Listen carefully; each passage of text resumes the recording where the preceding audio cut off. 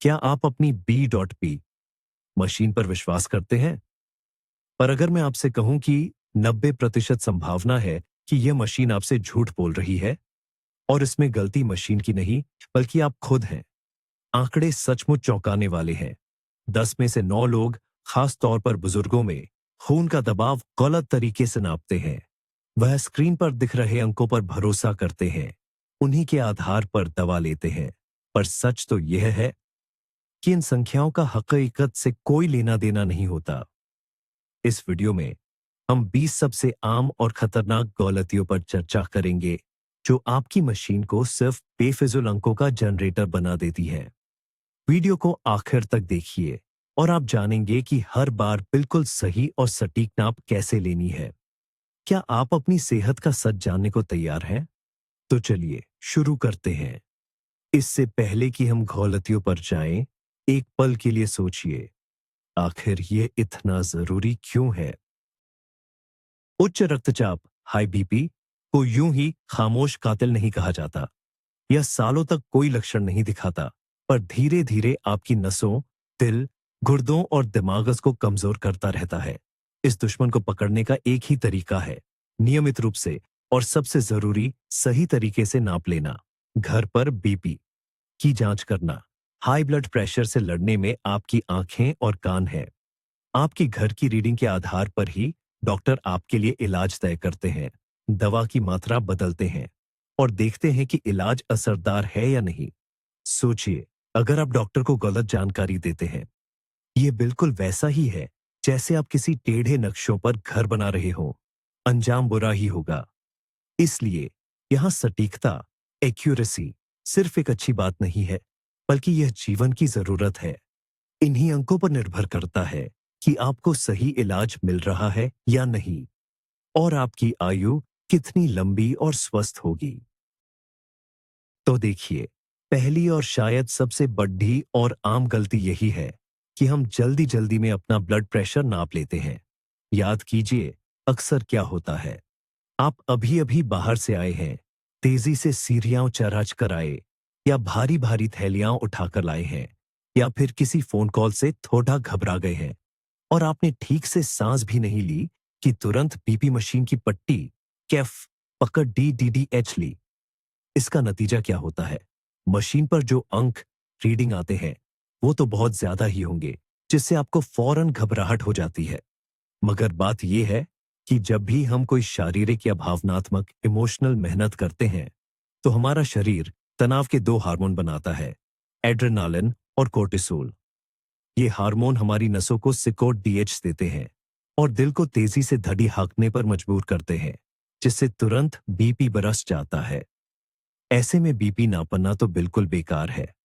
आप इस हालत में अपना असली और शांत बीपी नहीं, बल्कि शरीर का तनाव पर रिएक्शन नाप रहे हैं। तो ये सुनहरा नियम हमेशा याद रखिए, बीपी मशीन हाथ में लेने से पहले आराम करना बहुत जरूरी है। किसी आरामदेह कुर्सी पर बैठ जाइए और खुद को पूरी तरह शांत कर लीजिए। गहरी और आराम से सांस लीजिए, कम से कम 5 मिनट के लिए, और अगर हो सके तो 10 या 15 मिनट तक बैठिए। जब आपका शरीर इस तरह पूरा आराम कर लेगा, तभी मशीन की रीडिंग आपकी सही हालात बताएगी। दूसरी और सबसे बड़ी गलती आपके बैठने के तरीके में है। आपको लगेगा इसमें क्या मुश्किल है, पर सच ये है कि ज्यादातर लोग गलत तरीके से बैठते हैं। सबसे खतरनाक आदत है एक पैर पर दूसरा पैर चढ़ाकर बैठना। यह मुद्रा, पोस्चर, भले ही आपको आरामदायक और सामान्य लगती हो, मगर ब्लड प्रेशर नापने के लिए यह बहुत हानिकारक है। जब आप पैर क्रॉस करते हैं, तो आपकी बड़ी नसें, खासकर जांघों की मुख्य धमनियां, आर्टरीज, दब जाती है। इससे खून के बहाव में एक बड़ी रुकावट पैदा होती है। इस दबाव से खून को आगे धकेलने के लिए आपके दिल को ज्यादा मेहनत करनी पड़ती है, जिससे आपका ब्लड प्रेशर बेवजह बढ़ जाता है। रिसर्च बताती है कि पैर पर पैर रखने की इस आदत से आपका सिस्टोलिक, यानी ऊपर वाला प्रेशर 5 से 15 पॉइंट तक बढ़ सकता है।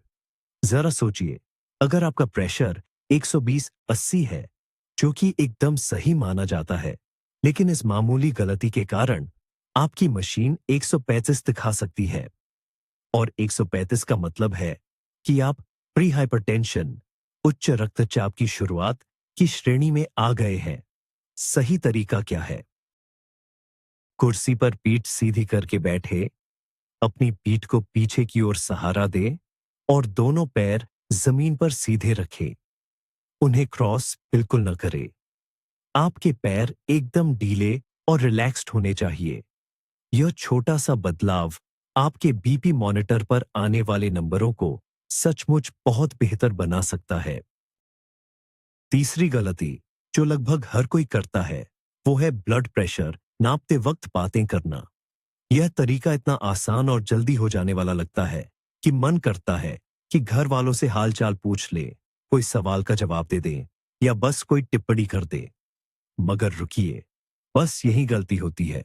आपका बोला हुआ हर एक शब्द आपके नतीजों को बिगाड़ देता है। पर क्यों? बात करना सिर्फ गले की नसें हिलाना नहीं है। यह एक जोरदार प्रक्रिया है जिसमें कई मांसपेशियां इस्तेमाल होती हैं, जैसे कि डायफ्राम, छाती और गले की नसें। इतना ही नहीं, सोचने और बोलने की इस पूरी प्रक्रिया से हमारा दिमाग और अंदरूनी नर्वस सिस्टम भी सक्रिय हो जाता है। यह सब भले ही थोड़ा सा, मगर हमारी खून की नसों के खिंचाव, टेंशन और दिल की धड़कन को बदल देता है। नतीजा ये होता है कि मशीन इन छोटे से उतार चढ़ावों को पकड़ लेती है और आपका रिजल्ट सही नहीं आता, बल्कि गड़बड़ हो जाता है। ये मशीन आपका बी असली के मुकाबले 10 से 15 अंक ज्यादा भी बता सकती है। इसलिए यह नियम सख्त है। जब आप मशीन पर स्टार्ट बटन दबाते हैं, उस पल से लेकर जब तक कफ पूरी तरह से ढीला नहीं हो जाता, तब तक आपको पूरी खामोशी बनाए रखनी है। बात मत कीजिए, किसी सवाल का जवाब मत दीजिए, हंसिए भी मत। बस शांत और आराम से बैठे रहिए। इसे अपने स्वास्थ्य के लिए कुछ मिनटों की ध्यान साधना समझिए। सिर्फ इसी तरह आपको अपने शरीर की तरफ से बिल्कुल सही जानकारी मिल पाएगी। अब हम चौथी गलती पर आते हैं, हाथ की सही पोजीशन पोजीशन न रखना। यह बहुत ही जरूरी बात है। इसकी वजह से बीपी रीडिंग में 20-30 अंक का फर्क आ सकता है, और कभी कभी तो इससे भी ज्यादा। बहुत से लोग हाथ को घुटने पर रख लेते हैं या हवा में लटकाए रखते हैं। ये दोनों ही तरीके बिल्कुल गलत हैं। याद रखिए, विज्ञान का एक पक्का नियम है, जिस हाथ में कफ कफ बंधी हो, वह हमेशा दिल हार्ट के स्तर पर होना चाहिए। अगर आप हाथ को दिल से नीचे रखेंगे, जैसे कि उसे शरीर के पास लटका दिया, तो ग्रेविटी के कारण खून ज्यादा जोर से हाथ की तरफ आएगा और मशीन आपका ज्यादा बीपी बताएगी। और इसके उलट, अगर आप हाथ को ज्यादा ऊपर दिल के स्तर से ऊपर उठा लेंगे, तो खून वापस जाएगा और मशीन आपका कम प्रेशर बताएगी। सबसे सही पोजीशन यह है कि आप मेज टेबल के सामने बैठे, आपका हाथ आराम से मेज पर रखा हो, और जहां कफ बंधी है, यानी बांह का बीच का हिस्सा, वह आपकी छाती की हड्डी के लगभग सीध में हो। अगर आप बिना मेज वाली कुर्सी या सोफे पर नाप रहे हैं, तो कोहनी के नीचे कोई तकिया या रोल होल्स्टर लगा लें, ताकि हाथ की ऊंचाई सही हो जाए। एक और बात, हाथ पूरी तरह ढीला, रिलैक्स्ड होना चाहिए। मांसपेशियों को टाइट टाइट न करें। सिर्फ ये शर्तें पूरी करने पर ही आपकी बांह की नस का प्रेशर आपके पूरे शरीर के असली प्रेशर को सही तरीके से दिखाएगा। पांचवी गलती यानी पांचवी चूक यह है कि लोग आलस करते हैं और बाजू स्लीव नहीं उतारते हैं।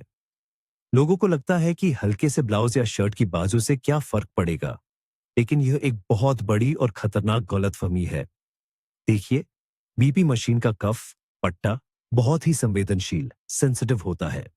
प्रेशर ठीक से नापने के लिए इसका आपकी बांह की चमड़ी स्किन से सीधा, मजबूत और एक समान संपर्क होना जरूरी है।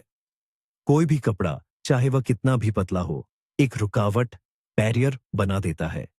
पहली बात, यह मशीन के सेंसर को आपकी नस, आर्टरी की नब्ज ठीक से पकड़ने नहीं देता। दूसरी बात, कपड़े की वजह से कफ के नीचे सलवटें पड़ सकती हैं, जिसके कारण दबाव ठीक से नहीं फैलता। इससे अजीब और गलत रीडिंग आ सकती है। मशीन या तो हाई बीपी दिखा देगी या फिर लो बीपी। खास तौर पर अगर आप तंग टाइट बाजू को ऊपर चढ़ाते हैं तो यह बहुत खतरनाक है। वह कपड़े का रोल कफ से ऊपर एक टूर्निकेट रस्सी की तरह काम करता है और खून को दबाता है। इससे आपकी रीडिंग पक्का गलत और हमेशा ज्यादा आएगी। नियम एकदम सीधा है और इसका कोई अपवाद नहीं है। कफ हमेशा सिर्फ खुली नंगी बांह पर लगाया जाता है। अगर आपकी बाजू ज्यादा टाइट है और उसे लपेटना मुश्किल है तो आलस मत करिए और सिर्फ 2 मिनट के लिए उस कपड़े को निकाल दीजिए। आपकी सेहत इस छोटे से प्रयास के लायक है। छठी गलती जिस पर ज्यादातर लोग ध्यान ही नहीं देते वो है कफ कफ का गलत साइज। ज्यादातर लोग मशीन के साथ आया हुआ कफ इस्तेमाल कर लेते हैं बिना ये जांचे कि वो उनकी बांह के लिए सही है या नहीं, जबकि ये बात बहुत मायने रखती है। अगर कफ आपकी बांह के लिए छोटा है तो वो कंधे को असमान रूप से और ज्यादा कसकर दबाएगा। मशीन को नब्ज रोकने के लिए जरूरत से ज्यादा दबाव बनाना पड़ेगा और नतीजतन आपकी रीडिंग बहुत ज्यादा आएगी। इससे आपको गलतफहमी हो सकती है कि आपको हाई बीपी की शिकायत है। वहीं दूसरी तरफ अगर कफ बहुत बड़ा है और बांह पर ढीला रह रहा है तो वो धमनी को प्रभावी ढंग से दबा नहीं पाएगा। मशीन कफ में ज्यादा दबाव होने पर भी नब्ज को रिकॉर्ड करती रहेगी, जिससे रीडिंग गलत तरीके से कम आएगी। ये भी उतना ही खतरनाक है क्योंकि आप किसी गंभीर बीमारी की शुरुआत को अनदेखा कर सकते हैं। तो फिर सही साइज कैसे चुनें? ये बहुत आसान है। 1 इंच टेप मेजरिंग टेप लें और अपनी बांह का बीच का घेरा कोहनी और कंधे के जोड़ के बीच नापे। फिर इस संख्या की तुलना कफ पर दी गई साइज रेंज से करें। मानक कफ स्टैंडर्ड कफ आमतौर पर 22 से 32 पाती सेंटीमीटर के घेरे के लिए बनाए जाते हैं। अगर आपकी बांग ज्यादा मोटी या ज्यादा पतली है तो सही साइज का कफ जरूर खरीदें। आपके रक्तचाप की रीडिंग को सटीक एक्यूरेट बनाने के लिए यह सबसे बेहतरीन निवेश है। 7वीं गलती जुड़ी है उस काम से जो आप ब्लड प्रेशर नापने से ठीक पहले करते हैं, यानी कुछ खाना पीना या धूम्रपान करना। बहुत से लोग भारी खाने, सुबह की कॉफी या सिगरेट पीने के तुरंत बाद रीडिंग ले लेते हैं। ऐसा करना सरासर गलत है। कोई भी भोजन, खासकर भरपेट खाना, पाचन क्रिया को शुरू कर देता है। इससे पेट और आंतों की तरफ खून का बहाव बढ़ जाता है और हमारा नर्वस सिस्टम सक्रिय हो जाता है। नतीजतन आपका बीपी 10 से 20 पॉइंट तक बढ़ सकता है। कॉफी, कड़क चाय और कैफीन वाले बाकी पेय उत्तेजक होते हैं। कैफीन खून की नसों को सिकोड़ता है और दिल की धड़कन तेज करता है। इससे भी बीपी में अचानक उछाल आता है, भले ही वह अस्थायी हो, और यह असर 2 से 3 घंटे तक रह सकता है। यही बात सिगरेट या तंबाकू के लिए भी लागू होती है।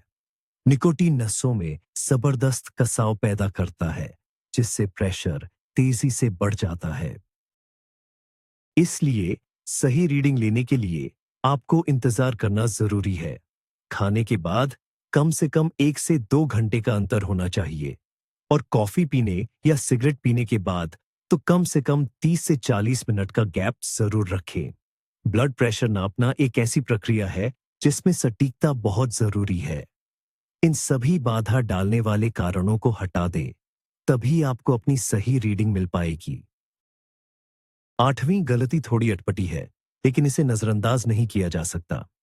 यह है पेशाब की थैली, मूत्राशय भरी होने पर बीपी नापना। आप सोचेंगे कि भला इन दोनों में क्या संबंध है? जवाब है, सीधा संबंध है। दरअसल जब पेशाब की थैली भर जाती है तो वह फूल जाती है और आसपास की नसों और ऊतकों पर दबाव डालती है। इस बेचैनी को महसूस करते ही हमारा शरीर एक तरह का इमरजेंसी मोड एक्टिव कर देता है। यह वही सिस्टम है जो लड़ो या भागो वाली स्थिति में काम करता है। ये सिस्टम खून में ऐसे रसायन केमिकल्स छोड़ता है जिससे हमारी नसें सिकुड़ जाती हैं और दिल की धड़कन तेज हो जाती है। नतीजतन आपका रक्तचाप, ब्लड प्रेशर तुरंत बढ़ जाता है। यह शरीर की एक सामान्य और प्राकृतिक प्रतिक्रिया है। जब उसे अंदरूनी बेचैनी महसूस होती है। यह बढ़ोतरी छोटी मोटी नहीं होती, ये ऊपर और नीचे दोनों बीपी में 10 से 15 अंक, 10 से 15 mmHg तक बढ़ सकती है। इसलिए अगर आपको जोर से पेशाब लगी है, लेकिन आप सोचते हैं कि पहले फटाफट बीपी माप लेते हैं, तो आपको गारंटी है कि रीडिंग हमेशा ज्यादा ही मिलेगी। नियम बहुत सीधा और तार्किक है। बीपी नापने से पहले टॉयलेट जरूर जाए। सुनिश्चित करें कि आपको किसी भी तरह की बेचैनी या दबाव महसूस न हो। आपका शरीर तभी रक्तचाप का सही मान, असली वैल्यू दिखा पाएगा जब आप पूरी तरह से शारीरिक आराम की स्थिति में हो। इस छोटी सी गलती को खुद को और अपने डॉक्टर को भ्रमित करने की वजह न बनने दें। 9वीं गलती यह है कि हम पहले ही रीडिंग पर आंख मूंदकर भरोसा कर लेते हैं। अक्सर लोग बस एक बार नापते हैं, जो अंक आते हैं उन्हें डायरी में लिख लेते हैं। ये तरीका बिल्कुल गलत है। हमारा शरीर कोई रुकी हुई चीज नहीं है, ये बदलता रहता है। मामूली अंदरूनी या बाहरी बदलावों के कारण भी आपका बीपी लगातार ऊपर नीचे होता रहता है। पहली रीडिंग अक्सर बस एक परीक्षण या ट्रायल होती है। उस समय आप अक्सर नतीजे का इंतजार करते हुए थोड़े तनाव में होते हैं और हाथ पर कफ के दबाव से मांसपेशियां पूरी तरह से ढल नहीं पाती। इसीलिए पहली रीडिंग अक्सर थोड़ी ज्यादा आती है। सही और भरोसेमंद नतीजा पाने के लिए आपको कम से कम 2 या 3 बार रीडिंग लेनी चाहिए। पहले एक रीडिंग ले, फिर 1 या 2 मिनट रुके ताकि हाथ में खून का दौरा पूरी तरह से सामान्य हो जाए। इसके बाद दूसरी रीडिंग ले, फिर एक और छोटा ब्रेक ले और तीसरी रीडिंग ले। आप देखेंगे कि दूसरी और तीसरी रीडिंग आमतौर पर पहली से कम होती है और एक दूसरे के काफी करीब भी होती है। आपको इन्हीं आखिरी 2 रीडिंग्स का औसत यानी एवरेज निकालना चाहिए। उदाहरण के लिए, अगर आपकी एक रीडिंग 135/85 आई और दूसरी 130/80 आई, तो आपका अंतिम नतीजा इन दोनों का औसत यानी 132/82 होगा। आपको यही अंक डायरी में लिखना चाहिए। इस तरीके से अचानक आए बदलावों को नजरअंदाज किया जा सकता है और आपको अपने स्वास्थ्य की सबसे सटीक जानकारी मिल पाती है। 10वीं गलती यह है कि आप कभी भी किसी भी समय ब्लड प्रेशर माप लेते हैं। आज सुबह मापा, कल दोपहर को और परसों सोने से पहले। ये एकदम अव्यवस्थित तरीका है जिससे आपको कोई सही जरूरी जानकारी नहीं मिल पाती। याद रखिए, हमारा ब्लड प्रेशर एक 24 घंटे के दैनिक चक्र के अनुसार चलता है। इसे सर्काडियन रिदम कहते हैं। ज्यादातर लोगों में सोते समय बीपी सबसे कम होता है। उठने से ठीक पहले यह बढ़ना शुरू होता है, सुबह और दिन के समय अपने चरम पर पहुंचता है और शाम को धीरे धीरे कम होने लगता है। अगर आप अपने बीपी की गति को ट्रैक करना चाहते हैं और यह देखना चाहते हैं कि आपकी दवाइयां सही असर कर रही हैं या नहीं, तो रोजाना एक ही समय पर माप लेना बहुत जरूरी है। हृदय रोग विशेषज्ञ इसे दिन में 2 बार मापने की सलाह देते हैं। पहला समय सुबह, उठने और शौच जाने के बाद, लेकिन नाश्ता और अपनी दवाइयां लेने से पहले। यह माप आपको बताएगा कि रात भर आपके शरीर ने कैसा काम किया। दूसरा समय शाम को। यह माप रात के खाने से पहले या खाने के 2 घंटे बाद ले, लेकिन अपनी शाम की दवाइयां लेने से पहले। शाम का यह माप दिखाता है कि दिन भर की गतिविधियों के दौरान आपका ब्लड प्रेशर कैसा रहा। जब आप रोजाना एक ही समय पर नियम से बीपी मापते हैं, तभी आपको और आपके डॉक्टर को एक साफ तस्वीर दिखाई देती है। क्या आपको सुबह के समय ज्यादा बीपी की समस्या है? 24 घंटों में आपकी दवाइयां कितना काम कर रही है? यह व्यवस्थित तरीका ही आपके बीपी मॉनिटर को एक शक्तिशाली जांच उपकरण में बदल देता है। 11वीं गलती, जो हमारी पहली गलती से जुड़ी हुई है, पर जिसे अलग से समझना बहुत जरूरी है, वो है नापने से ठीक पहले आराम के समय को नजरअंदाज कर देना। हमने यह तो जान लिया है कि कसरत या मेहनत के तुरंत बाद बीपी नहीं नापना चाहिए, लेकिन कई लोग सोचते हैं कि अगर वे बस घर में धीरे धीरे टहल रहे थे या कंप्यूटर पर बैठे थे तो फौरन मशीन लगा लेनी चाहिए। पर ऐसा बिल्कुल नहीं है। कमरे से दूसरे कमरे तक जाना, ये छोटी सी गतिविधि भी हमारे शरीर को थोड़ा सा काम कराती है। इससे आपकी दिल की धड़कन और आपका रक्तचाप हल्का सा बढ़ जाता है।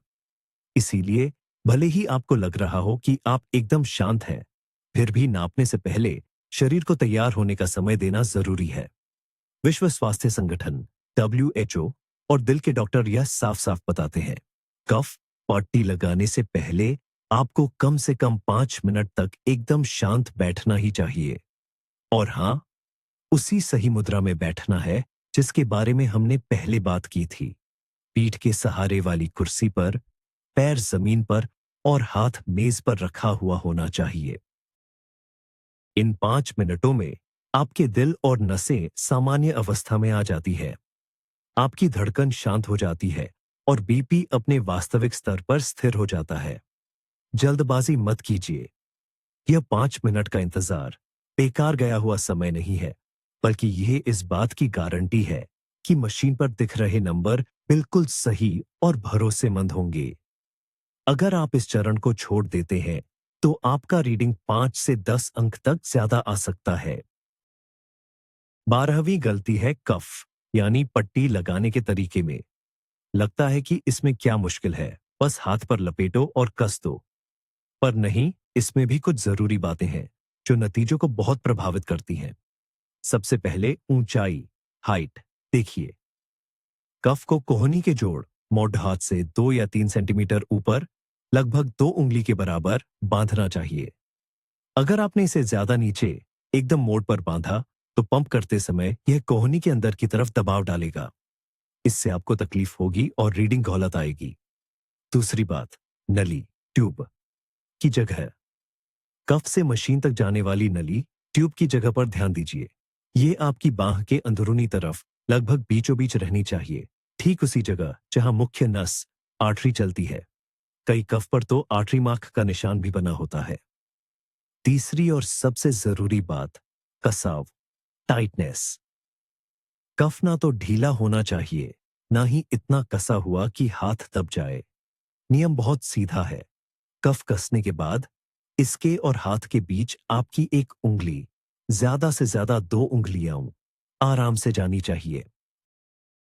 अगर कफ ढीला रहेगा, तो मशीन को हवा ज्यादा भरनी पड़ेगी और इससे आपकी रीडिंग ज्यादा आएगी। और अगर यह बहुत ज्यादा टाइट हुआ, तो ये पहले ही नसों को दबा देगा, जिससे भी नंबर गलत आएंगे। अगर आप इन बातों पर बस 30 सेकंड का ध्यान देंगे, तो आप अपने बीपी की माप को बहुत ज्यादा सही कर पाएंगे। देखिए, यह 13वीं गलती सुनने में बहुत मामूली लगती है, लेकिन सच कहूं तो यह सेहत के मामले में एक बहुत खतरनाक लापरवाही दिखाती है। ये आदत है अपने नतीजों, रिजल्ट्स को गोल कर देने की। मान लीजिए, आपकी बीपी की मशीन ने दिखाया 138/77, 138/87, लेकिन आप डायरी में क्या लिख देते हैं? 30/90, 140/90। या फिर अगर मशीन ने 142/91, 142/91 दिखाया, तभी आप डायरी में सिर्फ 140/90 ही लिख देते हैं। आप सोचेंगे क्या फर्क पड़ता है, 2-4 नंबर इधर उधर हो जाएं तो क्या? लेकिन सुनिए कि फर्क बहुत बड़ा है। पहली बात, नॉर्मल बीपी और हाई बीपी, हाइपरटेंशन के बीच की जो सीमा है ना, वह बिल्कुल साफ, क्लियर है। 338 का प्रेशर, यह अभी भी हाई नॉर्मल माना जाता है। लेकिन जैसे ही यह 140 हुआ, वह तुरंत बीपी की बीमारी की पहली स्टेज बन जाती है, जिसके लिए डॉक्टर की सलाह जरूरी है। जब आप गोल करते हैं, तो या तो आप बिना मतलब खुद को मरीज बना लेते हैं, या फिर आप एक जरूरी खतरे के सिग्नल को नजरअंदाज कर देते हैं। दूसरी बात, जब डॉक्टर साहब आपकी डायरी देखते हैं, तो वह सिर्फ आंकड़ों को नहीं देखते। वह देखते हैं कि आपके बीपी में कितना उतार चढ़ाव, वेरिएबिलिटी आ रहा है। उन्हें बिल्कुल सही रीडिंग्स चाहिए होती है, ताकि वह समझ सके कि दिन भर में आपका प्रेशर कैसा रहता है और दवाई उस पर क्या असर कर रही है। जब आप बार बार रीडिंग्स को गोल कर देते हैं, तो डॉक्टर साहब को पूरी और जरूरी जानकारी नहीं मिल पाती। पूरी तस्वीर ही धुंधली हो जाती है। इसलिए नियम, रूल बहुत सीधा है। मशीन जितना दिखाए उतना ही लिखिए। बिल्कुल सटीक। ए ऑटिस बटिस तासाफिन या फिर 145 बटिस इनालिन। छोटी छोटी बातों में सही होना ही बेहतर इलाज और सही जांच की बुनियाद है। 14वीं गलती है खराब या बिना कैलिब्रेट किए हुए बीपी मॉनिटर का इस्तेमाल करना। हम मशीन पर, खासकर अच्छी कंपनी की मशीन पर भरोसा करते हैं, लेकिन कोई भी नापने वाला यंत्र समय के साथ खराब हो सकता है या गलत रीडिंग दे सकता है। उसके मैकेनिकल पुर्जे घिस जाते हैं और इलेक्ट्रॉनिक सिस्टम ठीक से काम नहीं करता। ऑटोमेटिक बीपी मशीनों के साथ यह अक्सर होता है। आप सालों तक अपना प्रेशर नापते रह सकते हैं और आपको पता भी नहीं चलेगा कि आपकी मशीन लगातार 10, 15 या 20 अंक ज्यादा या कम दिखा रही है। इससे कैसे बचा जाए? सबसे पहले खरीदते समय उन्हीं मॉनिटर्स को चुनें जो भरोसेमंद कंपनियों के हों, जिनका क्लिनिकल टेस्ट हो चुका हो और जिन्हें कार्डियोलॉजी सोसाइटी यानी हृदय रोग विशेषज्ञों ने भी सिफारिश किया हो। दूसरी बात, कम से कम साल 2 साल में एक बार अपनी मशीन को सर्विस सेंटर पर चेक कराने के लिए जरूर ले जाएं। वहां वे उसे स्टैंडर्ड मशीन से मिलाकर देखेंगे और जरूरत पड़ने पर उसे कैलिब्रेट यानी ठीक कर देंगे। तीसरी बात, समय समय पर रीडिंग का मिलान करते रहे। जब आप डॉक्टर के पास जाएं तो अपना बीपी मॉनिटर अपने साथ लेकर जाएं। पहले डॉक्टर की मशीन से प्रेशर नापें और फिर 2 मिनट बाद अपनी मशीन से। दोनों रीडिंग में 5 से 7 मिलीमीटर मरकरी mmHg से ज्यादा का फर्क नहीं होना चाहिए। अगर अंतर इससे ज्यादा है तो यह आपकी मशीन को तुरंत जांच के लिए भेजने का गंभीर कारण है। याद रखें, एक गलत बीपी मशीन न होने से ज्यादा खतरनाक है, क्योंकि यह हमें झूठा एहसास दिलाती है कि सब नियंत्रण में है और हम सुरक्षित हैं। 15वीं गलती जो लोग अक्सर करते हैं वो यह है कि वो हमेशा ब्लड प्रेशर बीपी केवल एक ही आरामदायक हाथ पर नापते हैं। ज्यादातर लोग दाहिने हाथ से काम करते हैं, यानी वो राइट हैंडेड है, इसलिए उन्हें कफ बाईं बांह पर लगाना आसान लगता है। वो सालों तक यही करते रहते हैं बिना ये जाने कि यह तरीका सही नहीं हो सकता। असल बात यह है कि बहुत से लोगों के दाएं और बाएं हाथ के बीपी रीडिंग में थोड़ा पर महत्वपूर्ण अंतर होता है। इसे असमानता असिमेट्री कहा जाता है। ज्यादातर मामलों में यह अंतर 10 मिलीमीटर मरकरी mmH 4 से ज्यादा नहीं होता और इसे सामान्य शारीरिक प्रक्रिया नॉर्मल माना जाता है। लेकिन कभी कभी यह अंतर काफी ज्यादा हो सकता है और यह नसों रक्त वाहिकाओं की समस्याओं का संकेत हो सकता है, जैसे कि नसों का सिकुड़ना एथेरोस्क्लेरोसिस। इसलिए जब आप नियमित रूप से बीपी नापना शुरू कर रहे हो या अगर आप लंबे समय के बाद इसे नाप रहे हैं तो आपको एक शुरुआती जांच माप कंट्रोल मेजरमेंट जरूर करना चाहिए। पहले एक हाथ पर 3 बार प्रेशर नापे और उनका औसत एवरेज निकाल लें। फिर 5 मिनट रुककर यही प्रक्रिया दूसरे हाथ पर दोहराए। अब दोनों के नतीजों की तुलना करें। जिस हाथ पर रीडिंग ज्यादा आती है वही हाथ आपका मापने वाला हाथ माना जाएगा। भविष्य में सारे बीपी चेक आपको उसी हाथ पर करने चाहिए।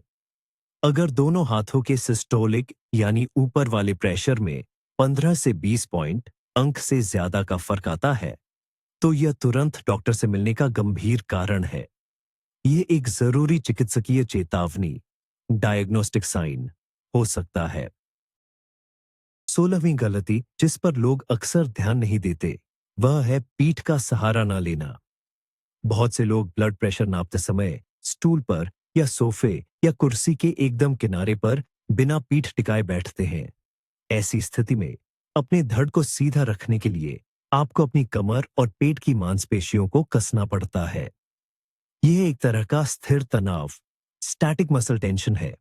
भले ही आपको इसका तुरंत एहसास न हो, ये तनाव मौजूद रहता है और मांसपेशियों का जरा सा भी तनाव खून के बहाव को तेज कर देता है और हमारे तंत्रिका तंत्र नर्वस सिस्टम को सक्रिय कर देता है, जिसका सीधा नतीजा ये होता है कि आपका ब्लड प्रेशर बढ़ना शुरू हो जाता है। शोध बताते हैं कि बिना सहारा लिए नापने से आपके वास्तविक रीडिंग में 5 से 10 मिलीमीटर मरकरी mmHg का इजाफा हो सकता है। सही तरीका यह है कि आप कुर्सी या आरामदेह सीट पर गहराई से बैठें ताकि आपकी पीठ बिल्कुल सीधी हो और पूरी तरह से कुर्सी की पीठ बैक रेस्ट से टिकी हो। इससे आपके धड़ की मांसपेशियां पूरी तरह से आराम कर सकेंगी। आपका पूरा शरीर पूर्ण शांति की अवस्था में होना चाहिए। तभी ब्लड प्रेशर मशीन पर दिखने वाले अंक आपके हृदय प्रणाली कार्डियोवैस्कुलर सिस्टम के काम को बिना किसी बाहरी शारीरिक दखलंदाजी के सही सही दिखा पाएंगे। इस छोटे से मगर जरूरी नियम को नजरअंदाज मत कीजिए। नाप लेने के लिए हमेशा पीठ वाली आरामदायक कुर्सी का ही इंतजाम करें। हमारी 17वीं गलती सही बैठने और हाथ रखने के तरीके से ही जुड़ी हुई है। यह वो गलती है जब आप जिस हाथ से ब्लड प्रेशर नाप रहे हैं उसे कोई सहारा नहीं देते और वह हवा में लटका रहता है, या फिर आप उसे खुद ही पकड़कर सहारा देने की कोशिश करते हैं।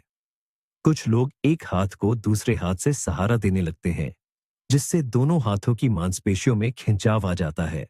वहीं कुछ लोग हाथ को एकदम ढीला छोड़ देते हैं। याद रखिए, यह दोनों ही तरीके मापने की तकनीक के खिलाफ है। जैसा कि हमने पहले भी बताया है, मांसपेशियों में जरा सा भी खिंचाव रीडिंग को बिगाड़ देता है। जब आप हाथ को हवा में लटकाते हैं, भले ही आपको वह हल्का लग रहा हो, लेकिन आपके कंधे, बाइसेप्स और ट्राइसेप्स लगातार तनाव में रहते हैं। इसे आइसोमेट्रिक लोड कहते हैं। इस तरह का तनाव आपके रक्तचाप, ब्लड प्रेशर को काफी बढ़ा देता है। इस स्थिति में आपका ब्लड प्रेशर मापने वाला उपकरण टोनोमीटर आपका सामान्य या असली प्रेशर नहीं मापेगा, बल्कि तनाव के कारण बढ़ा हुआ प्रेशर बताएगा। नतीजा ये होगा कि रीडिंग हमेशा ज्यादा आएगी। ये तय है। मैं फिर याद दिला दूं कि सही तरीका यह है कि आपका हाथ पूरी तरह ढीला हो और किसी मजबूत स्थिर सतह फिक्स्ड सरफेस पर रखा हो। सबसे अच्छा तो है कि आप हाथ मेज टेबल पर रखें। अगर मेज उपलब्ध नहीं है तो आप कुर्सी के आर्मरेस्ट, किताबों का एक ढेर, स्टैक या तकिए का इस्तेमाल करके सहारा बना सकते हैं। ध्यान रहे, सहारा इस ऊंचाई पर होना चाहिए जो आपके दिल के स्तर, हार्ट लेवल पर हो। आपका मुख्य काम यह है कि नाप लेने की प्रक्रिया के दौरान हाथ की मांसपेशियां बिल्कुल काम न करें। आपका हाथ मापने के लिए बस एक निष्क्रिय, पैसिव वस्तु होना चाहिए, न कि एक सक्रिय, एक्टिव भागीदार। 18वां नुक्ता या बात सिर्फ मापने की गलती नहीं है, बल्कि नतीजों को समझने की एक खतरनाक गलतफहमी है। मैं यहां कामकाजी ब्लड प्रेशर या रूटीन बीपी के मिथक की बात कर रहा हूं। अक्सर खासकर बड़े बुजुर्गों से यह सुनने को मिलता है, मेरा ब्लड प्रेशर 160 एस्तो रहता है, लेकिन मुझे कोई तकलीफ नहीं है। यही मेरा सेट बीपी है। हृदय रोगों, कार्डियोलॉजी से जुड़ी यही सबसे हानिकारक और खतरनाक गलतफहमियों में से एक है। ये बात आज और हमेशा के लिए याद रख लें, बढ़ा हुआ कामकाजी ब्लड प्रेशर नाम की कोई चीज होती ही नहीं है।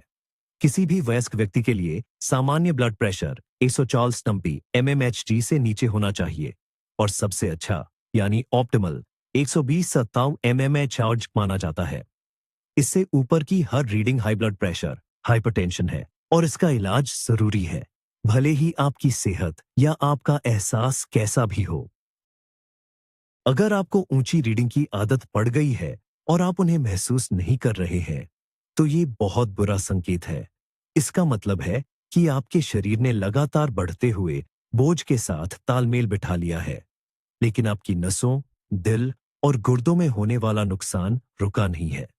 यह खतरे का काम चुपचाप चलता रहता है। हमें अपनी भावनाओं या अपने एहसास पर नहीं, बल्कि ब्लड प्रेशर मापने वाली मशीन टोनोमीटर की रीडिंग पर ध्यान देना चाहिए।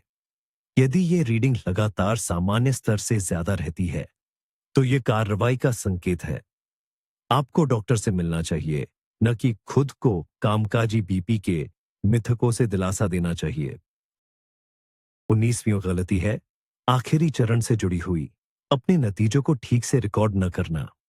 कई लोग या तो बिल्कुल भी बीपी, ब्लड प्रेशर की डायरी नहीं बनाते हैं, यह सोचकर कि सब याद रहेगा, या फिर उसे गलत तरीके से लिखते हैं। सिर्फ बीपी के अंक लिख लेना काफी नहीं है, ये तो बस आधा काम है। ताकि यह जानकारी डॉक्टर साहब के लिए सचमुच कीमती साबित हो, आपकी डायरी थोड़ी और विस्तृत होनी चाहिए। तारीख, समय और सिस्टोलिक और डायस्टोलिक दबाव, ऊपर वाला और नीचे वाला बीपी के अंकों के अलावा और क्या-क्या लिखना जरूरी है। अपनी पल्स, नाड़ी जरूर लिखें।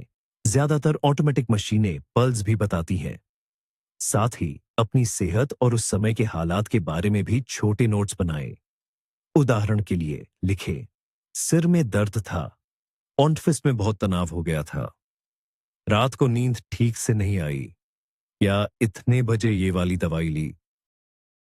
ऐसी बारीक जानकारी डॉक्टर को पूरी तस्वीर समझने में मदद करती है। इससे वो बीपी में उतार चढ़ाव को किसी खास घटना से जोड़ पाएंगे। वे यह आकलन कर पाएंगे कि आप तनाव पर कैसी प्रतिक्रिया देते हैं, और यह भी समझ पाएंगे कि दिन भर में दी गई दवाइयां कितनी असरदार हैं। इस तरह की डायरी रखने से आप अनुशासित रहते हैं और खुद अपने शरीर को बेहतर तरीके से समझते हैं। आज के समय में यह करना बहुत आसान है। आप चाहें तो एक साधारण कॉपी, तेजपत्ता इस्तेमाल कर सकते हैं, या फिर अपने स्मार्टफोन पर एक खास ऐप इंस्टॉल कर सकते हैं जो आपके सारे माप का इतिहास रखेगा और ग्राफ भी बना देगा। और आखिर में 20वीं गलती, सिर्फ एक बार बीपी ज्यादा आने पर घबरा जाना। मान लीजिए आपका ब्लड प्रेशर हमेशा नॉर्मल रहता था, लेकिन आज अचानक मशीन ने 170/100, 170/100 दिखा दिया। ऐसे में बहुत से लोग डर जाते हैं, घबराकर फौरन एम्बुलेंस बुलाने लगते हैं। इतनी जल्दी मत कीजिए। जैसा कि हमने पहले भी बात की है, बीपी की रीडिंग पर बहुत सारी चीजों का असर पड़ता है। हो सकता है आपने उन नियमों में से कोई एक तोड़ दिया हो जिनके बारे में हमने आज चर्चा की, या शायद आप ज्यादा परेशान थे या रात में ठीक से सो नहीं पाए। बीपी का यह एक बार का उछाल कोई बीमारी नहीं है और न ही घबराने का कारण। तो ऐसी स्थिति में क्या करना चाहिए? सबसे पहले शांत हो जाइए, बैठिए, गहरी सांस लीजिए और खुद को रिलैक्स करने की कोशिश कीजिए। 10-15 मिनट बाद सारे नियम मानते हुए दोबारा बीपी मापिए। फिर 2 मिनट रुककर तीसरी बार मापिए। अक्सर आराम करने के बाद ब्लड प्रेशर खुद ब खुद सामान्य हो जाता है। लेकिन अगर बार बार मापने पर भी रीडिंग लगातार ज्यादा आ रही है और साथ ही आपको तबीयत ठीक नहीं लग रही है, जैसे बहुत तेज सिर दर्द है, चक्कर आ रहे हैं या उल्टी जैसा महसूस हो रहा है, तब बिना शक डॉक्टर को बुलाना जरूरी है। और अगर आपकी तबीयत नॉर्मल है, सिर्फ आंकड़े ही ज्यादा हैं, तो उन्हें अपनी डायरी में लिख लीजिए और अपने डॉक्टर से मिलने का समय तय कीजिए। ध्यान रखिए, चिंता करने की वजह यह एक अकेला रीडिंग नहीं है, बल्कि वह रीडिंग है जो लगातार कुछ दिनों तक ज्यादा बनी रहती है।